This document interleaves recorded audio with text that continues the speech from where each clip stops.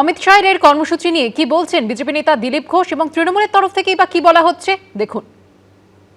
শিল্প তো বটেই, দুপা গিয়ে একবার উড়িষ্যায় দেখে আসুন না। কটকে যে আঙ্গুল বলে জায়গা আছে, বিরাট বড় ইন্ডাস্ট্রিয়াল স্টেট তৈরি হয়েছে।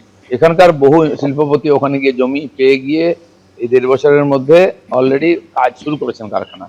তো পশ্চিমবাংলায় কেন হচ্ছে না? বাংলা শিল্পপতি হয় দিল্লি যাবেন, ঝাড়খণ্ড যাবেন, বিহার যাবেন, নাহলে উড়িষ্যায় চলে যাবেন।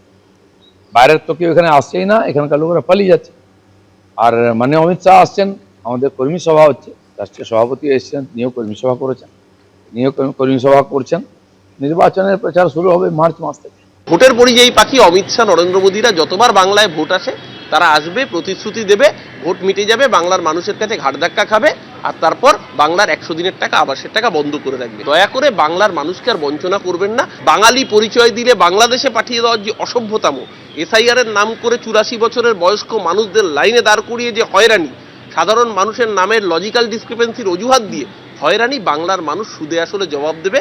এই নির্বাচনে লিডার অফ অপোজিশন হতে গেলে যে 30টা আসন দরকার, সেই আসনও ভারতীয় জনতা পার্টি পাবে না। নাজিরাবাদে ভয়াবহ অগ্নিকাণ্ডের ঘটনায় আরো দুজন গ্রেফতার। ওয়াও মোমোর ম্যানেজার রাজা চক্রবর্তীকে গ্রেফতার করা হলো।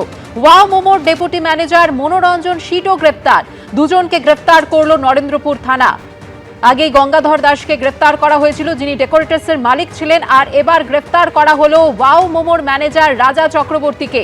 সেই সঙ্গে ওয়াও মোমোর ডেপুটি ম্যানেজার মনোরঞ্জন শীটকেও গ্রেফতার করা হয়েছে। এই দুজনকে গ্রেফতার করেছে নরেন্দ্রপুর থানার পুলিশ। অগ্নি নির্বাপন ব্যবস্থা যথাযথভাবে না মানার অভিযোগে এই দুজনকে গ্রেফতার করা হয়েছে। নাজিরাবাদে ভয়াবহ অগ্নিকাণ্ডের ঘটনা, দেহাংশ উদ্ধার হয়ে চলেছে। এখনো 25 জনের দেহাংশ উদ্ধার হয়েছে। সেই ঘটনায় আরো দুজনকে গ্রেফতার করা হলো এবার। ওয়াও মোমোর ম্যানেজার রাজা চক্রবর্তীকে গ্রেফতার করা হয়েছে। তারই পাশাপাশি ওয়াও মোমোর ডেপুটি ম্যানেজার মনোরঞ্জন শীটকেও গ্রেফতার করা হয়েছে। এই দুজনকে গ্রেফতার করেছে নরেন্দ্রপুর থানার পুলিশ। পার্থপ্রতিম ঘোষ আমাদের প্রতিনিধি এই মুহূর্তে রয়েছেন টেলিফোন লাইনে। পার্থপ্রতিম, দেখো, এই যে অগ্নিকাণ্ডের ঘটনা ঘটে, সেই অগ্নিকাণ্ডের ঘটনা তুমি জানো যে ওয়াও মোমোর যে শোরুম ছিল বা যে গোদাম ছিল, সেখানে কিন্তু 3 জন, যার মধ্যে একজন নিরাপত্তা রক্ষী এবং ওয়াও মোমো 2 জন কর্মী, তারাও কিন্তু একেবারে ঝলছে, তাদের মৃত্যু হয়। এবং এই ঘটনার পর বিভিন্ন বিষয় উঠে এসেছিল এবং সেক্ষেত্রে একেবারে যে ওয়াও মোমোর ভেতরে যে অগ্নি নির্বাপন ব্যবস্থা, সেই ব্যবস্থা যথাযথ ছিল না বলেই কিন্তু দমকল মনে করে।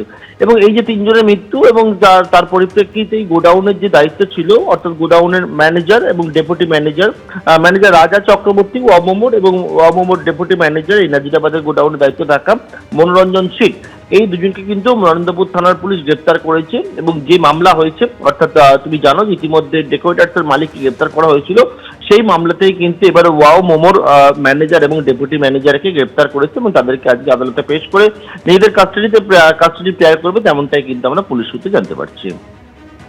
ধন্যবাদ পার্থপ্রতিম। এবিপি আনন্দ, এগিয়ে থাকে, এগিয়ে রাখে।